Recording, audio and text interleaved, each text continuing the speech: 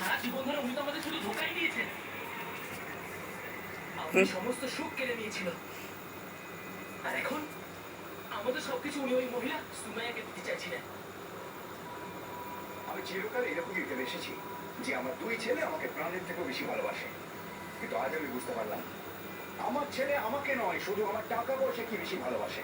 তোমরা শুধু পেতে চেয়েছো আমার যত কিছু সম্পত্তি, টাকা পয়সা, রেস্টুরেন্ট। আবু, আমরা এতদিন ভেবে এসেছি যে তুমিও আমাদেরকে খুব ভালোবাসো, কিন্তু ধোকা ছাড়া তুমি আর আমাদের এতদিন কি বা দিয়েছো বলো তো?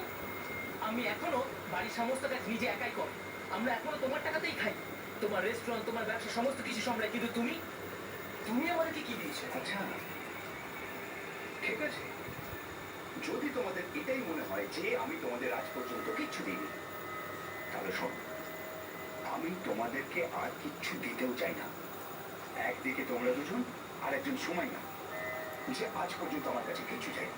ও সবসময় আমাকে এটাই বলেছে যে আমি আমার সবকিছু যেন তোমাদেরকে দিয়ে দিই।